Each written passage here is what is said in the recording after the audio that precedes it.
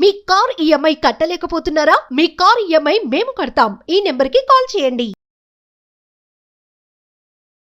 నమస్తే, welcome back to Suman TV. నేను మీ సంజయ్. ఈరోజు మనతో పాటు ఉన్నారు తెలంగాణ హైకోర్టు అడ్వకేట్ కృష్ణకాంత్ గారు. సార్తో మాట్లాడి కొన్ని విషయాలు తెలుసుకుందాం. నమస్తే సార్. నమస్తే అండి. సార్, మనుషుల్లోని క్రూరత్వాన్ని కంట్రోల్ చేయడానికి మనం చట్టాలని, కఠిన శిక్షల్ని అమల్లోకి తీసుకొచ్చాం. రీసెంట్గా చూసుకుంటే పల్నాడు జిల్లాలోని నడవలేని కన్న తండ్రిని కన్న కొడుకే కాలువలోకి విసిరేసి హతమార్చడం జరిగింది. ఇలాంటి సంఘటనలు రోజు రోజుకి వెలుగు చూస్తున్నాం సార్. అసలు సరిగ్గా పిల్లల్ని పెంచలేని తల్లిదండ్రులపై, వాళ్ళకి విద్యాభ్యాసాలు కానీ సరైన తిండి కానీ పెట్టలేని తల్లిదండ్రులపై శిక్షలు విధించవచ్చని, వాళ్ళపై కేసులు నమోదు చేయొచ్చని మీరు ఎన్నో వీడియోలో చెప్పారు. కానీ ఇలాగా వృద్ధాప్యంలో ఉన్న తల్లిదండ్రులని పిల్లలు పట్టించుకోకపోతే ఎలాంటి శిక్షలు విధించవచ్చు అంటారు? అసలు ఎలాంటి సెక్షన్స్ ఫైల్ అవుతాయి అంటారు వాళ్ళపై? ఈ మధ్యకాలంలో ఈ సమస్యలు ఎక్కువనాయండి సంజయ్ గారు. మనం చూసుకుంటే ఇప్పుడు లేటెస్ట్గా ఇప్పుడు అమరావతిలో కూడా మన ఏపీ గవర్నమెంట్ ఈ సీనియర్ సిటిజన్స్ యాక్ట్ 2007 కింద ఈ తల్లిదండ్రుల ఆస్తుల్ని ఎవరైనా వాళ్ళ పిల్లలు హరింపజేసి వాళ్ళ ఇంట్లో నుంచి వెళ్ళగొడితే అలాంటి వాళ్ళు ఇమీడియట్ గా వాళ్ళ లోకల్ గా ఉన్న ఆర్డీఓ అంటే రెవెన్యూ డివిజనల్ ఆఫీసర్ ని వాళ్ళు ఆయనే ఒక ఎడ్యుకేటింగ్ ఆఫీసర్ లాగా ఒక ట్రిబ్యునల్ ఏర్పాటు చేశారు అమరావతిలో ఏపీ గవర్నమెంట్. సో వీళ్ళ ఏమైనా కంప్లైంట్స్ ఉంటే ఆయనకే వెళ్ళి ఆ కంప్లైంట్స్ ఇచ్చి ఆ తగిన పిల్లల మీద వీళ్ళు యాక్షన్ తీసుకునే విధంగా అలాంటి వెసులుబాటు కల్పించారు. అట్ ద సేమ్ టైం వాళ్ళు ఏమైనా వీళ్ళ ఆస్తుల్ని తీసుకొని వీళ్ళని వెళ్ళగొట్టినా కూడా ఆస్తులు మళ్ళీ వాళ్ళకి తిరిగి ఇప్పించే విధంగా కూడా ఆ ట్రిబ్యునల్ హెల్ప్ చేస్తుంది. అది కాకుండా వీళ్ళు ఏంటంటే పోలీస్ వారికి కూడా హెల్ప్ తీసుకోవచ్చు. పోలీస్ స్టేషన్లోకి వెళ్ళి కూడా వీళ్ళ పిల్లల మీద కంప్లైంట్ ఇవ్వచ్చు.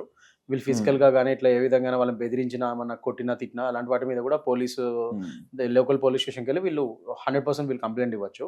ముఖ్యంగా ఇట్లాంటి వాటిలో శిక్షలు ఏంటంటే సంజయ్ గారు, ఒకటి క్రిమినల్ వాళ్ళ ఒకళ్ళు బెదిరించినా, తిట్టినా, ఇలాంటివి చేసినా క్రిమినల్ ఇంటిమిడేషన్ వాళ్ళని కొట్టడానికి ట్రై చేసినా అలాంటి వాటికి 506 ఒకప్పుడు 506 ఐపీసీ ఉండదు క్రిమినల్ ఇంటిమిడేషన్. ఇప్పుడు లేటెస్ట్ గా బిఎన్ఎస్ ప్రకారం 351 అది. సో దానికి ఏంటంటే 2 ఏళ్ళు జైలు శిక్ష పడుతుంది.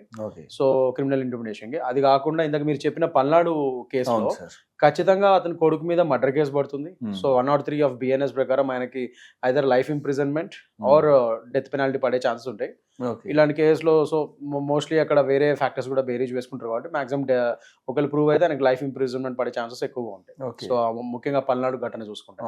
ఎందుకంటే వాళ్ళ రోజు మనం చూసుకుంటే సంజయ్ గారు చాలా దారుణమైన విషయం. మీరు చిన్నప్పటి నుంచి కనీ పెంచిన తల్లిదండ్రులు ఎంతో ప్రేమ వాత్సల్యాలతో మిమ్మల్ని పెంచి కష్టపడి చదివిపించి మిమ్మల్ని ఒక ప్రయోజకులను చేస్తే ఇవాళ రోజు మీరు పైకి వచ్చి పెళ్లిళ్ళు చేసుకొని ఇవాళ రోజు వేరే వాళ్ళ ఇన్ఫ్లుయెన్స్ మీద కన్న తల్లిదండ్రులే మీరు చంపే స్థాయికి దిగజారంటే ఒక విధంగా నిజంగానే సమాజం ఎటుపోతుందన్న ఆశ్చర్యం కలుగుతాం. ఎందుకంటే as a lawyer being an advocate నేనే రోజు పొద్దున్న లేసి ఇలాంటి చాలా కేసెస్ చూస్తూ ఉంటాను. నేను అప్పుడప్పుడు ఇంత ఈ ప్రొఫెషన్ లో ఉండి రోజు మాకు daily part and parcel of the profession అయినా కూడా still sometimes we get shocked. అరే ఇలాంటివి జరుగుతున్నాయి సంఘటనలు, ఇంత దారుణమైన పరిస్థితులు ఎలా ఉన్నాయి, అసలు జనాలేంటి ఇంత దారుణంగా తయారని మాకు ఆశ్చర్యం కలిగించే విధంగా ఉంటుంటాయి కేసులు కొన్ని. బట్ అపార్ట్ ఫ్రమ్ దాట్ మీరు అన్నట్టు సీనియర్ సిటిజన్స్ కి అన్ని విధాలుగా హక్కులు ఉన్నాయి. వాళ్ళు ప్రొటెక్షన్ తీసుకోవడానికి వాళ్ళ పిల్లలు ఒకవేళ వాళ్ళ పిల్లలు కానీ కోడళ్ళు కానీ వాళ్ళని హెరాస్ చేస్తే, అయితే అల్లుళ్ళు కానీ ఎవరైనా కానీ వాళ్ళని హెరాస్ చేస్తే సీనియర్ సిటిజన్స్ ప్రొటెక్షన్ యాక్ట్ కింద 2007 యాక్ట్ కింద ఖచ్చితంగా వాళ్ళు అన్ని ఫెసిలిటీస్ ఉన్నాయి వాళ్ళకి. వాళ్ళ ఆస్తులు కూడా వాళ్ళు ఏమైనా లాక్కుంటే వాళ్ళు తిరిగి పొందొచ్చు. అట్ ద సేమ్ టైం చాలా మంది ఒక కన్ఫ్యూజన్లు ఉంటారు ఇక్కడ సంజయ్ గారు. సీనియర్ సిటిజన్స్ యాక్ట్ అంటే ఓన్లీ వాళ్ళు సొంత ఇంట్లో ఉంటేనే వాళ్ళు ఉండగలుగుతారు, వాళ్ళ పిల్లల్ని ఎలగొట్టచ్చు ఏమో అని అనుకుంటారు. ఒకవేళ వాళ్ళ పిల్లలతో కలిసి ఆ వృద్ధ దంపతులు కానీ ఎవరైనా కానీ రెంట్ హౌస్ లో ఉన్నా కూడా సరే, ఆ రెంట్ హౌస్ లో వాళ్ళ పిల్లలు వాళ్ళని ఫిజికల్ గా కానీ మెంటల్ గానీ అబ్యూస్ చేస్తుంటే ఆ రెంట్ హౌస్ నుంచి కూడా వాళ్ళని ఎవిక్ట్ చేయొచ్చు ఈ సీనియర్ సిటిజన్స్. రెంట్ హౌస్ నుంచి కూడా వీళ్ళ నుంచి మాకు థ్రెట్ ఉంది, వీళ్ళు మమ్మల్ని ఇబ్బంది పెడుతున్నారని చెప్పి వాళ్ళని పంపించే హక్కు ఆ సీనియర్ సిటిజన్స్ యాక్ట్ ఈ వృద్ధ దంపతులకి కల్పిస్తుంది. So this is one of the thing most important factor ఈ సీనియర్ సిటిజన్స్ యాక్ట్ లో. వన్ థింగ్ సార్, ఇక్కడ చూసుకుంటే ఈ పల్నాడు ఘటనలో చూసుకుంటే ఆ తల్లిని చంపేన ఘటనలో ఆ కోడలికి కూడా కొంచెం పాత్ర ఉన్నట్టు తెలుస్తుంది. ఆమె ప్రేరేపించడం వల్లే, ఆమె ఈయనతో మాటి మాటికి చిటికి మాటికి గొడవ పడడం వల్ల ఇలా చేయడం అనేది జరుగుతుందని అండ్ వార్తలు పేర్కొన్నాం. ఒకవేళ ఆమెకి ఎలాంటి శిక్షలు పడే అవకాశం ఉందంటారు? డెఫినెట్ గా ఇప్పుడు యాజ్ ఎ పర్పెట్రేటర్, ఇప్పుడు ఒక మర్డర్ జరిగినా ఏం జరిగినా ఒక క్రైమ్ జరిగితే దాంట్లో పర్పెట్రేటర్స్ ఎంతమంది ఉన్నారనేది చూస్తుంది కోర్టు. సో ఇదంతా పాటు ఆమె కూడా ఉండి అతన్ని ప్రేరేపించింది, ఇన్స్టిగేట్ చేసింది అంటే దాని తగ్గట్టుగా ఆమెకు కూడా సివియారిటీ బట్టి, అంటే అక్కడ సాక్షులు కానీ ఎవరైనా ఎవిడెన్సెస్ కానీ డాక్యుమెంటెడ్ ప్రూఫ్స్ అని ఇవన్నీ కరెక్ట్ దొరకాలి. ఆమె నిజంగానే ప్రేరేపించిందా లేకపోతే ఏంటనేది చూసుకొని నిజంగా అది ప్రూవ్ అయితే మాత్రం తప్పకుండా ఆమెకు కూడా దాని తగ్గట్టుగా 10 ఏళ్ల వరకు జైలు శిక్ష పడే ఛాన్సెస్ ఉంటాయి ఇలాంటి వాటిలో. సో ఇంకా చాలా శిక్షలు వాళ్ళకి అమలు వాళ్ళలో ఉంటాయి. కానీ సో అది ప్రూవ్ అవ్వాలి కాకపోతే. ఒకేసారి ఇక్కడ చూసుకుంటే మనం ఇన్ని శిక్షలు ఉన్నాయి, ఇలాంటి కఠిన శిక్షలు అమలు అవుతాయని చెప్పేసినా సరే ఇంకా వాళ్ళు ఇలాంటి సంఘటనలు జరుగుతున్నాయి. అసలు ఇలాంటి సంఘటనలు ఇంకా సొసైటీలో జరగకుండా ఉండాలంటే ఎలాంటి యాక్షన్స్ తీసుకుంటే మంచిది అంటారు? ఎలాంటి ఇంకా కొత్త చట్టాలు ఏమైనా తీసుకురావాలంటారా? మోస్ట్ ఇంపార్టెంట్ థింగ్ ఇక్కడ మనం చేయాల్సింది ఏంటంటే ముఖ్యంగా కోర్ట్స్ని పెంచాలి, కోర్ట్స్ యొక్క పరిధుల్ని పెంచాలి, అండ్ జడ్జిల్ని ఇంకెక్కువ మంది రిక్రూట్ చేయాలి. ఎందుకంటే ఒక కేసు ఇవాళ రోజు ఒక సివిల్ కేసు కానీ క్రిమినల్ కేసు కానీ మనం చూస్తున్నాం చాలా లేట్గా అవుతుంది. చాలా రోజుల వరకు హియరింగ్స్ అయ్యి ఎప్పటికో అది ప్రాసిక్యూషన్ అవుతుంది లాస్ట్కి. సో అలా కాకుండా చట్టం ఫాస్ట్గా వర్క్ చేయాలంటే ముఖ్యంగా జడ్జెస్ని ఎక్కువ రిక్రూట్ చేయాలి, ఈ కేసెస్ని ఫాస్ట్ అప్ చేయాలి, ఈ ప్రాసిక్యూషన్ కానీ ఇదంతా.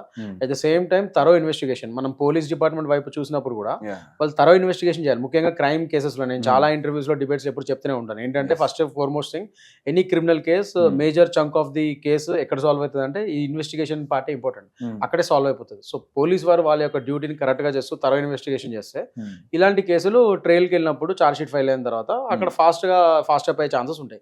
ఆ సదర్ కోర్టులో కూడా అక్కడ కూడా కేసు ట్రయల్ ఫాస్ట్ గా అయిపోవాలంటే జడ్జిలను కూడా మీరు ఎక్కువ మందిని రిక్రూట్ చేస్తారు. ఎందుకంటే ఇవాళ రోజు నేను చెప్తున్నాను ఇద్దరు కూడా జడ్జిలు తక్కువైపోయారు, కేసులు ఎక్కువైపోయినాయి. పాపం ఆ జడ్జిలు కూడా అంత ఒకే రోజు అన్ని హియరింగ్స్ చేయలేకపోతున్నారు, వాళ్ళకి కూడా ప్రెషర్ ఎక్కువైతుంది. అలాంటప్పుడు జడ్జిలను ఎక్కువ మంది మీరు రిక్రూట్ చేశారు అనుకోండి, సో ఈ కేసులు కూడా ఫాస్ట్ అప్ అవుతుంది. పోలీస్ వారు వాళ్ళ పని సక్రమంగా చేస్తూ కరెక్ట్ ఇన్వెస్టిగేషన్ చేస్తే at the same time trial లో కూడా అప్పుడు జడ్జిలు ఎక్కువ మంది ఉన్నప్పుడు ఫాస్ట్ అప్ అయిపోయి ఆ కేసు కూడా ట్రయల్ తొందరగా కంప్లీట్ అయిపోతుంది.